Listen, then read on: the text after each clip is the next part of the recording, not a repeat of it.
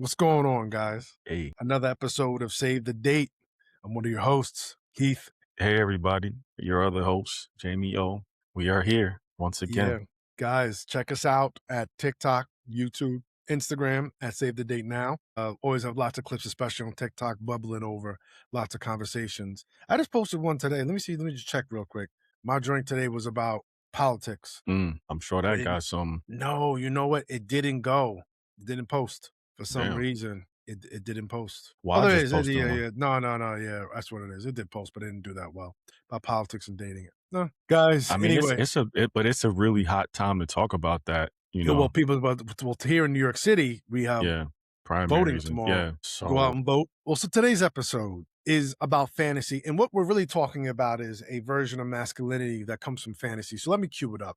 The conversations I've been having with Jay have been about how I've noticed fantasy helps men and it hinders men. Fantasy helps men and it hinders men. And this is what I mean. I think a lot of what we're seeing currently in the social media landscape deals with a lot of wish, coulda, shoulda, wouldas, and desires that men have, especially when you even get outside of social media into the larger internet with pornography. It casts a fantasy that and oftentimes caters to the male gaze, caters to men. And fantasy is important to men because one, that's where a lot of your ideas about upskilling or changing your life starts. It starts with a fantasy, starts with an idea, starts with a vision you have, a couple scenarios you run, but how you would look in a Lamborghini, or how this business would run, or how you would be able to feed your family, or change somebody's life, or even enhance your own life if you want to just think about it from purely selfish or self-centered terms. And fantasy is important because fantasy helps us get to the other side of the misery we're currently experiencing, or we believe or perceive that we're experiencing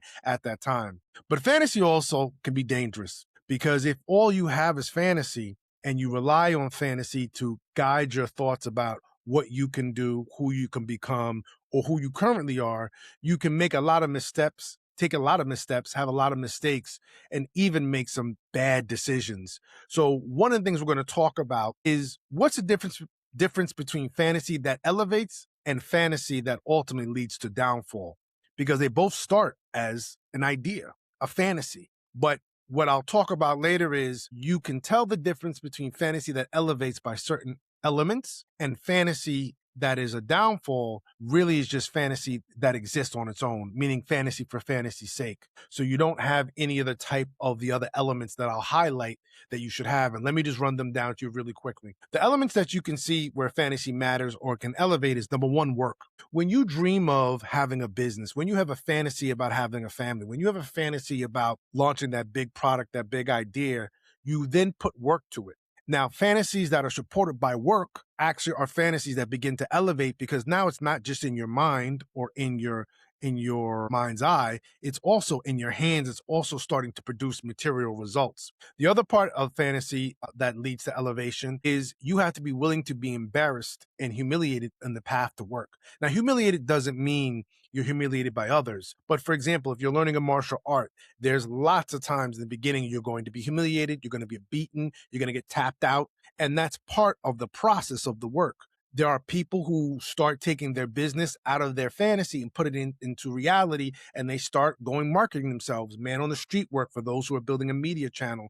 People who start taking their product to public spaces where they can hawk their wares, whether they're here in New York City on the subway, or they go to a festival, or they go to an event where they get their own tent and they start just getting in front of customers where they can challenge their assumptions and also challenge their notions of what success actually is for this particular product or service. And a lot of people are going to say no, some people are going to criticize you, and some people are going to critique you. And critiques are great because that helps you make your product or service better. So again, dealing with the elements, fantasy that has work, fantasy that deals with getting out of yourself and being embarrassed or open humiliation through the process. And the last thing about fantasy is fantasy that has consistency to it.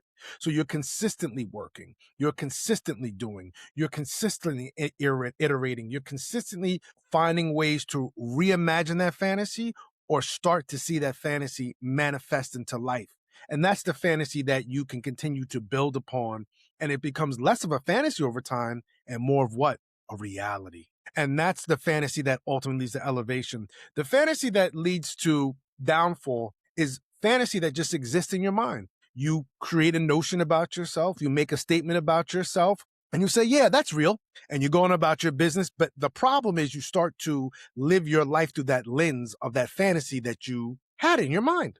There's no work to it. There's no process of embarrassment of putting yourself out there where you learn how to get better at it, and there's no consistency. So we're going to show you and open up with a video that really deals with the type of fantasies that you see online for men when we deal with masculinity, and it's around fighting. Men who have this fantasy that somehow in the right day, on the right time, they could beat up Mike Tyson. They could take Michael Jai White. They can throw down with, success with John Bone Jones. They could beat up Brock Lesnar. They think that any given moment, any given time, when they're called upon, when their name is yelled out across the street through a common "yeah" and their name, they're going to show up, save the day, and be like Superman and vanquish Lex Luthor. So let's go to this first video where we have a seasoned martial artist talking about the hazardous effects of street fighting, because street fighting has now become very common, as he says in this video. And a lot of men think that, hey, if I got to throw down in the middle of the street, I know what I'm doing. So let's see this right now. It's all these different street fights,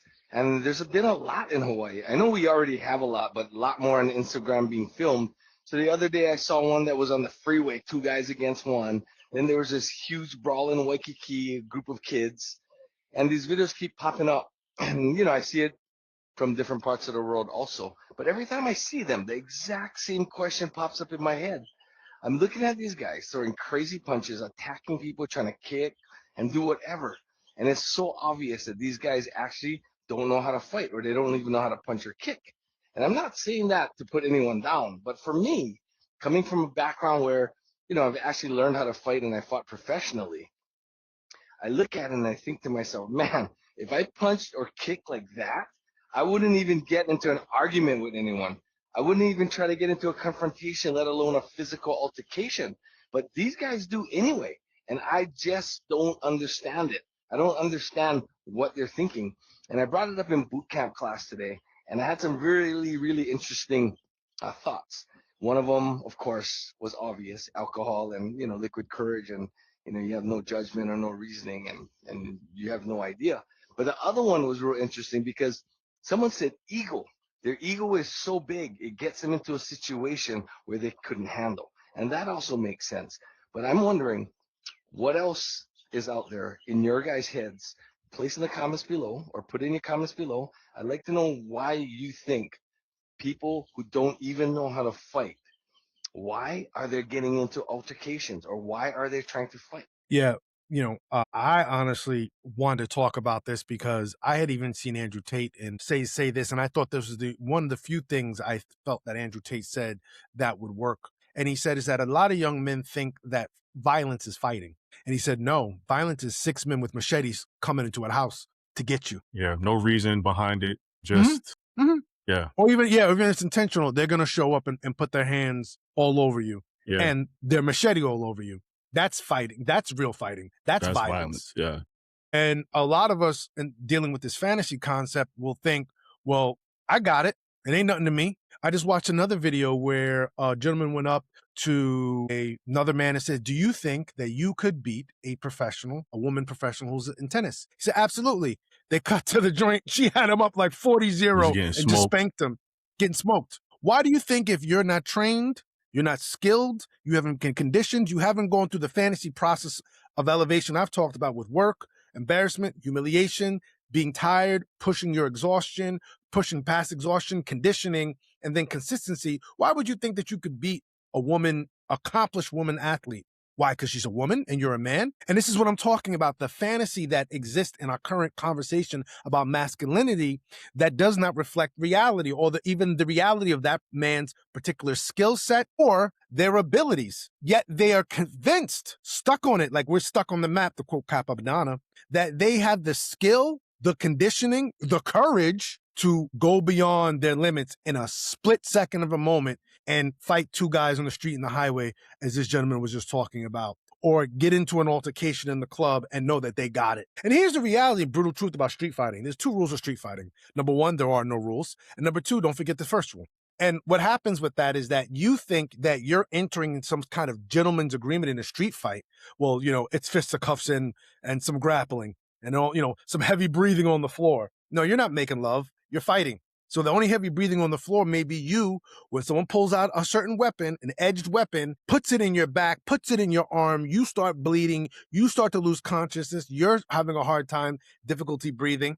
That's the heavy breathing you're going to go through because you are convinced that just me showing up is good enough. There's another young woman, content creator, who interviews men on the beach and says, hey, do you think you could take me in a fight? And she's a small woman. Said, yeah, I got you. And she constantly puts these guys into guillotines. For those who know Brazilian jiu-jitsu or grappling, guillotine is when you're facing somebody, you wrap your arm around their neck and you start to squeeze, they go unconscious. And this happens quite often because most men don't know how to fight. There was another video where she says, you know how to fight? She goes, he's like, yeah, I know how to fight. Show me some moves.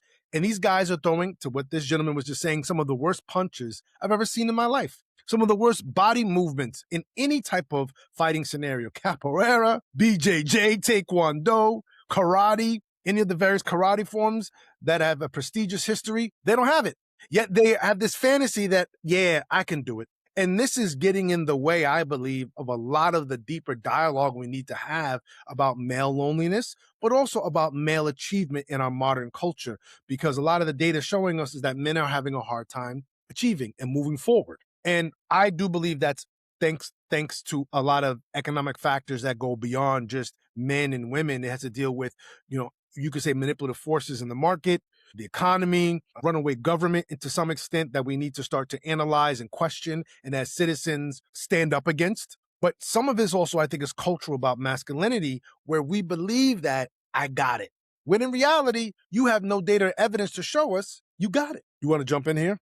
Sure. I mean, we're talking about fantasy and ego. I mean, ego is a false self. It's like you said, it's a concept that's not been proven. It doesn't have any real legs to stand on in a situational context like you're talking about. If you find yourself in a job interview and someone's asking you a question about experience you don't have, some people, they go into that, that false self, and they'll invent a whole new set of things that they've done, some skills that they might have acquired. I mean, it's, I think, like you're saying, that's when fantasy can be, it puts you on a negative path. When you start either trying to conform your reality to that, when there really is no connection, you haven't done certain things to acquire either those skills or that knowledge, but you're acting like you do. I mean, it's all in your head. And I think a lot of people do suffer from delusions of grandeur sometimes with fantasy. You know what I'm saying? Like, they will act like they have the hammer in the bedroom. And you're not for nothing. Even if you do have the hammer, you might be living a fantastical life in terms of what it's actually doing for your partner or people that you're with.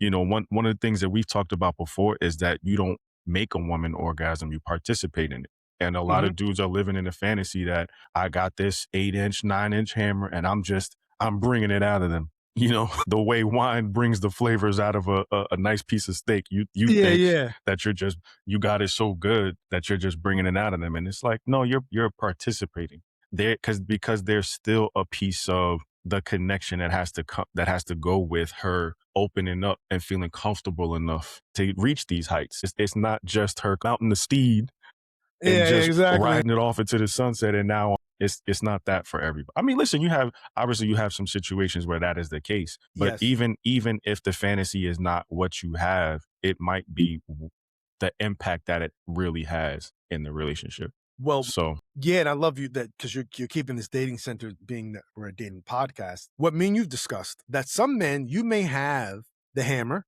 and you may have the mechanical motions down. You may know how to make sure her ankles have a nice date with her ears. Great nice conversation. Time with yeah, great conversation. Ankles whispered exactly.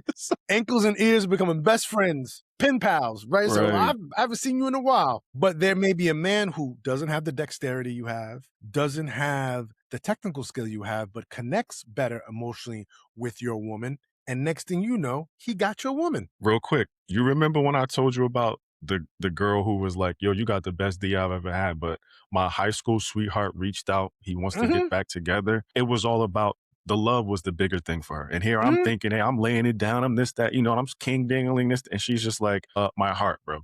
I don't care what you're doing with my body. My heart, he has it. And that's just what it is. Yeah. He'll give me those heights. Yeah, we'll work on that together. We'll work on that together. Yeah. Thank you for your services. Techniques. Thank you for your services. And you keep it pushing. Because I'm going to file save as and just show, okay, you got to do it like this and then do it like that. And whatever help he needs, to get to where you at and beyond with me, I'm here coach him. for it. I'll get him there. Yeah, I'll get him there. So, all right, Captain. Thank you for your services. Yeah, it was Good greatly luck in your future appreciated. endeavors, Yes, like exactly. WWE does. Yep. Good Thank luck in you. your future Good luck on your endeavors. journey. And I think a lot of men don't think about that because the fantasy is, I got the hammer. I got this on lock. I ain't got to worry about this because I'm the one who's laying it down and slaying it down, and can't no one take that from me. And on that note, that's a good transition to our next video. This is an interview with Ha Ha Davis and Shannon Sharp about him opening up his relationship. And when he did, what were the consequences of watching another man sleep with his woman? Let me just share this right here. Swing. They call it swinging. Yeah, we did a little swinging. She agreed to it? Yeah, we did a little swinging. But oh Lord, the thing is, you don't want nobody else doing it to your lady. That's what I'm saying, though. So what did she say? Well, hey, Carlos. No, after we got done, she tried to come to get the hell off of me. Oh. I just seen that man put you. I'm talking about you can touch your way but lose. I didn't left her with him. You hear me? Cool. Because it was like when you want to have fun, you want to have fun in your life. That was, you know what I mean? Something that was a one-time thing, though, right? Oh, of course. I would never allow that to happen here. But how? I never let it happen again. But how? Because you can't get that image out your head. No. Yeah. That big old, I mean, what if it was somebody like me? Muscles just everywhere. Yeah, you see what I'm saying? And a full plate. Yeah. He was doing so good. I said, I know she don't want this after that. I know you don't. It ain't no way you want this after what he just did. But ain't no way you could be in the same. You got to be in another room and just to put it in your mind, well, I know what he's doing, blah, blah, blah, so forth. So ain't no way you could watch that, That's all right. You look. I seen it one time. I never seen it again. Come on, man. Oh, man. Man, I'm talking here and there with dog walking her. In full control of your old lady. That man, he had to wrap it around his arm to come up out of there? Dog walking her. Come on, I then they called the police. What made you? I thought he was an intruder. What made?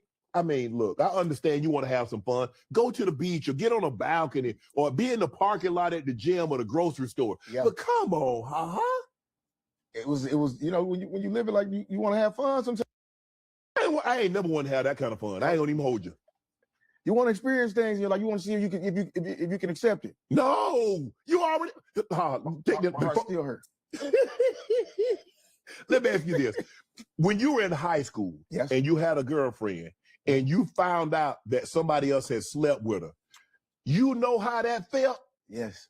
So and you didn't see it. Yes. Just the fact that you knew somebody had done told you got back to you. Yes. So you know how you felt. And you mean to tell me you still, and you wanted to watch? I thought when I became a man, I could accept things differently. Yeah. Mm-hmm. Yeah. The fantasy of now that I'm grown, I can accept things differently. Well, that's the fantasy right there. The fantasy that, well, I know how I knock it down. Ain't no one who'll knock it down better than me. Ain't gonna knock her down better than me. I mean, I guess that's fantasy too, because how could you not know that usually men who are well endowed, probably more than the average guy, are the ones who frequent these swinger parties? Like, how do you not know that if you're setting this up? I mean, he did. I don't know if it was a party. It sounded like he was saying they recruited people to come to the crib. Yeah, they recruited somebody in. Recruited somebody in. But I mean, I don't think any man who is agreeing to do something like that would not presume that your woman wants a hammer. And it may be bigger than yours. I don't know, son. Am I being naive? Am I being gullible? Don't be so gullible, McFly. Said McFly.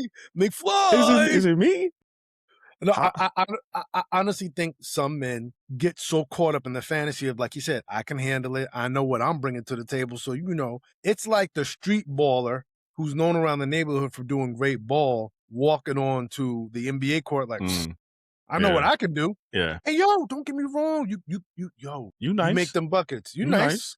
But now you're on a different level of elite playing. Where everybody's either that level or greater. So you're at the floor. You're not at the ceiling, but you come in thinking you're at the ceiling or damn near close to it. I may not be ceiling, but I'm at least Jordan on them. Like, no, son. Clank. Everything's bricking. Like, yeah. Because now you're playing under that pressure. You're playing under that force. You're playing under, the unknown and the uncertainties. And I think a lot of men, as much as some may be let's say, quote unquote, good in bed, they don't think that there's someone else who could replace them. Mm-hmm. Yeah. Or they overestimate what good is. Yeah, absolutely overestimate what good is. Mm-hmm. And this is what I'm saying, the fantasy. And I think it's part of the male ego to always say, oh, I got this. And this is what I'm saying, that I got this works when the I got this is supported with work. Yeah, some experience to draw on. Yeah. Data, Mm-hmm. embarrassment, putting yourself out there, getting challenged, getting critiqued. Someone saying, "Nah, that's whack. That don't make the grade." And then you still wanting that fantasy so badly have to come back, rework it, retool it, reiterate, and keep iterating till you get to a better standpoint. I just started working out with a personal trainer, and what I was doing before on my own was great. He told me, he's like, "You strong," but now he has me doing all this mobility work that got me in places that like I didn't know how the inequities and the muscle imbalances I had because I was only working out one way. But when he's helping me to work out the way that I want to be in order to have dynamic movement, rotation in all planes, you start to realize, well, I ain't got it. I ain't got it. What I had was good movement for where I was at, but then I'm over here saying I want this. Well, if you want this, you got to come over here and do this. Yeah. And then you start to realize I really ain't got it. There's only like 1 or 2 exercises he does with me where I really feel like, all right, you know what I'm saying? At least I have some kind of strength in this area. Because he got me in places where he knows I'm not strong. Yeah. And a lot of us don't get that coaching. And that's the part of the fantasy. Going to now fantasy with elevation, you need coaching. Mm-hmm. Yeah. You need direction, you need critique. And I've noticed this online about the male, the masculinity around men, is that there's a thing about coaching and critique that sometimes they're averse to. Well, this is something that Dondre Whitfield talks about in his book, talks about the difference between masculinity and manhood. I think he would say masculinity, to your point, are those guys who just, I got it. Because typically it is incumbent upon the man to have something, to be able to do something, to have status, to have money, to have. I mean, it's usually incumbent upon the man to have something and to be of utility. And so I think a lot of us know what we're supposed to be in terms of what we're supposed to have. But to your point about, this is the interesting thing, the manhood piece of it is we're not willing to be coached. We're not willing to be critiqued. We're not willing to grow to the places that we're supposed to be. We're just saying that we're already there. And please, saying it, that you're already there is great. Delusion is actually a form of actual movement and progression, but it has to be supported with work. Yeah, or it stays delusion. Yeah, it just stays delusion. Unrealized delusion. And unrealized delusion is where a lot of men are standing. This is what we're saying is the fantasy. Yeah, especially in the dating context. Well, in the dating context, it's ridiculous because I beat that up. We showed a video about a month and a half ago of a guy talking about sex clubs. He comes in and he sees these men who want to bring their girls into these sex clubs, and they see it in the girls' eyes, and he pulls the guys aside like, yo, I don't really think you know what you're getting into. You don't want to do this. And the gentleman he was interviewing were like, yo, why not? He's like, yo, there's snipers in there. Guys walking around naked and they know what they got and they are skilled. They are the LeBron James of making love. They are the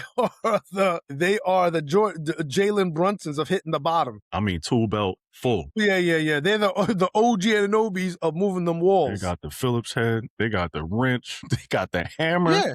Everything, son. And so a lot of men come in there and will say, I got this, because you may come in a sex club thinking, well, I'm getting on this girl over here. She can go over there with that dude, but I know what I do. So I know she's going to go over there and get that, but it's going to be subpar. She's going to come back to me. And what did this gentleman say on the podcast? They end up losing their girls. Yeah. They end up losing their girls because you're so caught up with the fantasy of, I could take him, I could take him, I could take him, I could take him, I can take him, as opposed to playing the smarter game of, let me be, for most of us, not all, let me be appreciative of what I have, cultivate where I'm at, continue to learn, study, and show myself worthy, and learning this woman's needs, and we're good. Let me like what likes me instead of trying to go after, because that's what we do, son. We do that.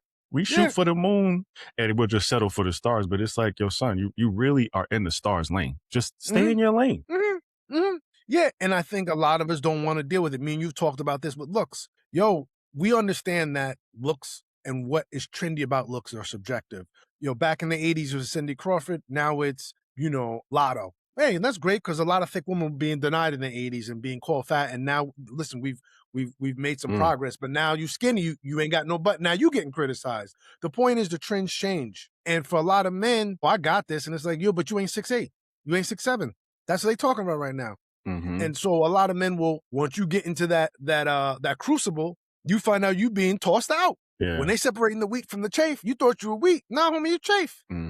What you go? You ain't going into the basket. You going into the fire. And a lot of us don't want to confront that. That doesn't mean you won't be weak somewhere else. I'm saying you're weak, quote unquote, where you're putting in the work, where you're going through the process of being coached because you're being embarrassed and humiliated by the process, not by people, by the process, and you're remaining consistent. Mm-hmm. That's when the fantasy becomes a reality. And then you can stand on your own too and say, nah, I'm weak. I got this. Yeah. I'm fully locked in and I have a history, a CV to show you why I'm one of the best to do it.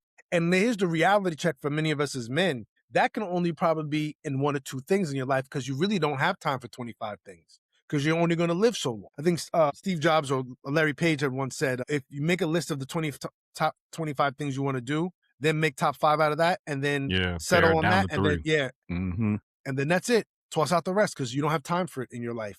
To become at the level you got to be at, Jalen Brunson said when he met Kobe, because his mom played with Kobe, his sister at Temple, he said that Kobe said, "Why work if you can't be the best?" Yeah, why work at it if you're not going to be great? Yes, and Kobe would do 3 workouts a day to be the best, to get better, to improve. So what people have to realize is that's where the fantasy became a reality. Now Kobe's considered one of the greats of all time. Mm-hmm. Now, whether you trying to go into the, you talking about the bedroom or you talking about the boardroom, there's going to be 3 hours, there's going to be 3 practices a day you're going to do to get to either place. And practices we're using metaphorically. It's whatever you got to do to become one of the best people in the boardroom or the bedroom. But don't go in there thinking, well, I done did this and I done conquered and yeah, I hit. Because that's what guys say. It don't matter to me. I hit anyway. Yeah, but son, once you start getting into the realm of beyond hitting to actually being skilled and being a professional about lovemaking and taking and enjoying